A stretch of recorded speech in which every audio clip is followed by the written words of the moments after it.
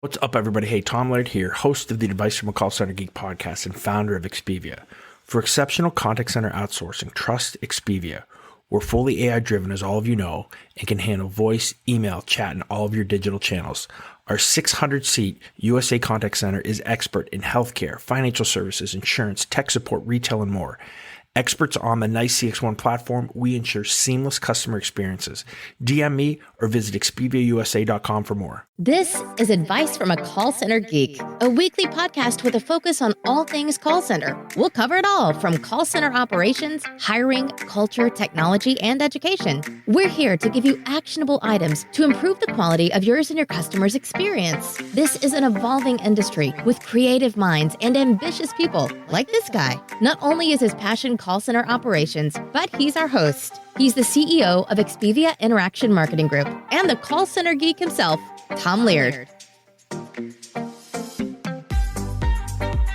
Hi guys, welcome back to another podcast episode of Advice from a Call Center Geek, the call center and contact center podcast. We try to give you some actionable items that you can take back to your contact center, improve the overall quality, improve the agent performance, hopefully improve the customer experience in your contact center. My name, as you probably know by now, is Tom Laird. I am the CEO of Expivia Interaction Marketing. Expivia is a 500-seat call center outsourcer located here in Pennsylvania. How's everybody doing? We've had a real busy, content week. We've got the blog going again. If you have, I'm actually really proud of it, guys. So if you go to expiviausa.com, that's just our website, and just click on the blog. Pretty much every podcast episode we've now turned into a blog post, right? So if you like some of the content, I don't have show notes because I think it's kind of painful to do.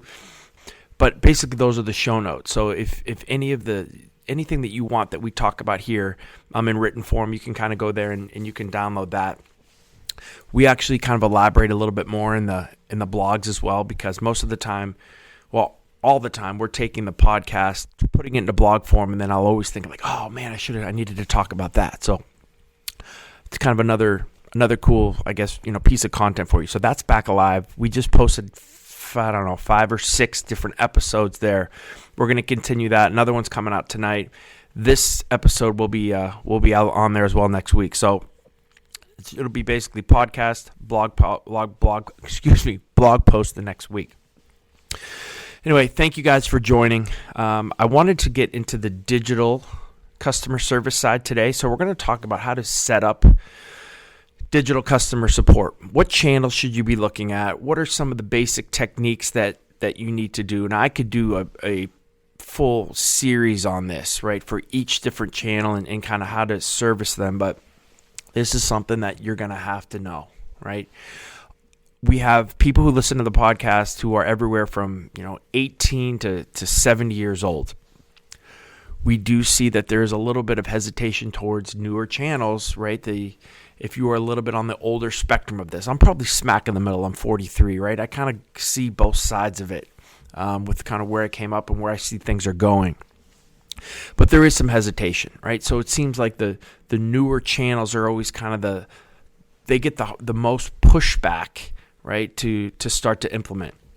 So you need to do this because, guys, how can you, if you're not into the social side, right, if you're not into looking at Twitter and Facebook and doing that digital stuff, how are you going to move on to the AI stuff that's coming, right? That stuff that we just talked about an episode or two ago with Agent Assist and all the different things that Google's coming out with, and real-time analytics and real-time transcriptions and all that, right? So you got to push yourself. Your customers are here. Millennials are here. Gen X is here. You need to be there as well. All right. So I want to talk about a couple specific channels, Twitter, Facebook, Instagram, and I'm going to touch then on WeChat, WhatsApp, because I think while they may not be huge in the United States, if you are a global organization, you already know about them, and you're going to need to start to hear about them. And then we'll talk about some maybe up-and-coming ones as well. All right, so my first kind of tip to dig into this is you need to be social, right? It's very hard for an organization or for a culture to service social and service digital if you're not on there, right? So your organization, and I shouldn't have to say this, right? But your organization needs to be on Twitter. You need to be on Facebook. You probably need to be on Instagram. You almost definitely need to be on LinkedIn. And then we can kind of talk about some other things and where you want to be. But really those 4 and say 3.5, depending on where your organization is or what type of business, if you're B2B, B2C, you need to be on there. And on there, I mean posting content regularly, listening to what's going on your channels. If you're big enough, right, or if a lot of you and a lot of the newer organizations, they're not even doing voice right now, right? When they start, they're not doing voice, they're not doing email, they're just doing their Facebook page or they're doing Messenger. So customers are starting to get accustomed to this, right? They're starting to get used to that because they're being pushed that way by certain in kind of the newer, I guess, more progressive organizations. Some could say progressive. I just kind of say lazy if that's all you're doing. But anyway. All right, so let's talk about a couple things first. So with Twitter, right? Specifically, you need to be looking at your account, right? You need to be seeing if anybody is talking about your organization and if anybody is kind of adding at you, right? And messaging at your organization. So let's talk about this from a real baseline standpoint. You have inbound customer support, you have chat, you have email. You at least should have someone set up. If you don't have this stuff integrated, which we're going to talk about here too, but if you don't have this integrated, have somebody set up at least looking for that stuff. People that are actually coming to you, right? So Twitter, somebody has a problem and they're talking to your organization. You need to make sure that you're getting those, and then we can get to listening. So we'll talk about if somebody's tweeting at you, that's one thing. But if somebody tweets about your organization, or hey, I just bought a product from XYZ and it stinks or it broke, right? And they might not at you. You need to be actively listening for that. We're going to talk about that. But really, the two things on Twitter, right? They're going to direct message you. They're going to kind of tweet at you, or they're going to tweet about you. Those are the things that you need to listen to there. Kind of the same thing with Facebook. They can post, right, on your timeline. They can message you on direct messenger, and then they can kind of email you too in kind of a backwards way. But basically, they're going to message you with Facebook Messenger. They're going to post on your timeline. The more ticked they are, the more social they're going to make it, right? They're not going to do anything behind the scenes. They're going to try to do it on your timeline. Those are the things that you got to really respond to quick. We'll get to that here in a second. Instagram, kind of the same thing. Instagram is owned by Facebook, so it's going to be in the comment section that you're going to need to kind of listen for. And then obviously they can use Messenger too, when it comes to that. And then, when we talk to WeChat, I don't know if any of you guys know this. Most of you probably do. Some of you don't. It's China's largest messaging app. Over 1 billion people are on it. It's more than just an app that messages, right? It's more than Messenger, and Messengers, obviously you can do some things too from a chatbot standpoint and getting into some really cool things with that. But making payments, messaging, they call their games mini programs, right? Or their apps mini programs. So if you are global, if you are more international, I think that's a channel that you need to look at for sure, and you need to be listening to and allowing your customers to talk to you with. WhatsApp is another one. WhatsApp is actually the world's largest texting and voice platform. It allows basically you to talk and have calls between devices too, right? So if I have an Android, it's agnostic with what type of platform that you're on. So if you're on iOS or if you're on Android, you guys can still have that talk, free international calls. Like it's pretty sweet. So that's another kind of really big, I don't want to say up and coming, but up and coming in the United States, right, for things that you need to look at. LinkedIn is not really a channel that you need to monitor as much, right? I believe it's kind of more of the marketing side. It's more of the branding side. People really aren't going to LinkedIn to complain. I'm sure they do here or there, but really if you're on Twitter, Facebook, Instagram right now, if you're bigger, looking at WeChat or WhatsApp, you're going to be in a pretty good place at least to start here to build your platform. So let's dig into kind of those really 3.5 kind of channels, which I think most people are on, and it kind of affects most of us. So a couple best practices, and then I want to kind of talk specifically about each of them. right? So a couple of best practices that we have definitely found that I think is kind of known, but you got to make sure that you implement these kind of policies. The number one thing is take public private. So anytime that somebody tweets at you, right, they are on your Facebook and they post something, that everyone can see, the first thing you need to do is you need to respond to that as quickly as you possibly can, right? These channels should take almost priority. I think they're right below or even with your voice channels. Like I'm saying that, right? Chat, people can be ticked, but again, there's not this giant audience looking at someone's chat. Social messaging is basically everybody's looking at this thing, and they're kind of like that popcorn emoji, right? they're saying, hey, what's going to happen next? So you don't want to get into a giant fight, just like on the call center floor. We talked about that. Anything that happens on the call center floor, we got to pull off because only good things happen. Well, only good things happen on your Facebook page. Only good things happen on your public facing social media assets.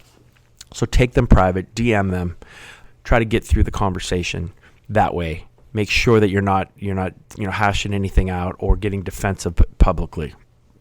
Make sure you have a separate handle for service, right? So if you are XYZ store, XYZ bank, make sure you have XYZ service or XYZ issues channel to make sure that there is a separate place that you can try to filter out and not make as public. And you can you can listen for those and have those, make sure that you're really watching those, because you want to try to funnel people into if they have an issue to go here instead of making everything, out there public. So that's a really, really important thing. And then make sure your response times with that are really, really, really high. And this is the bridge between service and marketing, right? And those lines are now really becoming blurred with all this digital technology. It's kind of awesome. Right, but you need to be actually listening, and there's programs out there that actually listen for your brand. So you might not have Susie Smith, say my product stinks, give me a refund. What are you guys doing? And they're doing that on your Facebook page. They might just go on Twitter and say, you know what, I bought this product and it's awful. I bought it from this company. Don't buy anything there, right? So if you're not actually actively listening for your brand, that's going to be out there. And how many people are going to see that, right? A lot. So customer support now is not just a reactive business.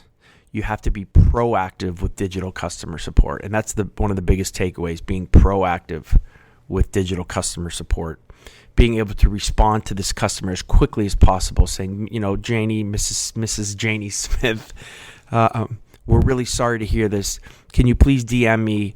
And we'd love to be able to handle this and take care of this with you. And 90% of the customers are going to do that because they just want to be heard, right?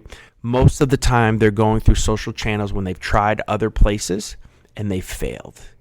They went to your voice channel and they didn't get what they needed. They went to maybe chat to try to talk to somebody else. They probably called again. They didn't get what they needed, or you guys were late in getting them the needs and getting them fixed, so they feel helpless.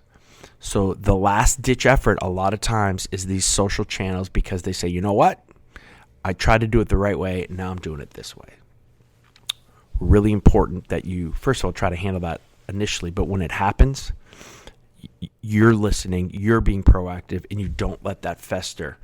Remember, we want everybody to be an evangelist for our brand, not kind of a devil for our brand. So that's really important. Having chatbots, especially with Instant Messenger on Facebook Messenger, is a really good tactic to have for a lot of basic questions. Customers are pretty comfortable if they're into the digital stuff. They're going online. They're comfortable with talking to that genre, right?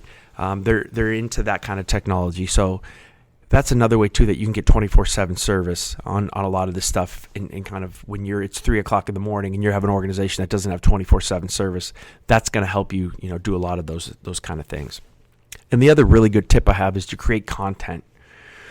Someone's online, they're used to looking at things online, right? So videos and PDFs and those types of things are going to be awesome. So if you have somebody who has a problem, they're on Facebook, you DM them, I can't do this or this, I have a problem with, this product, you can send them the video of how to help that, right? Send them the PDF instead of just kind of talking them through that. Really important. Just want to add this as well.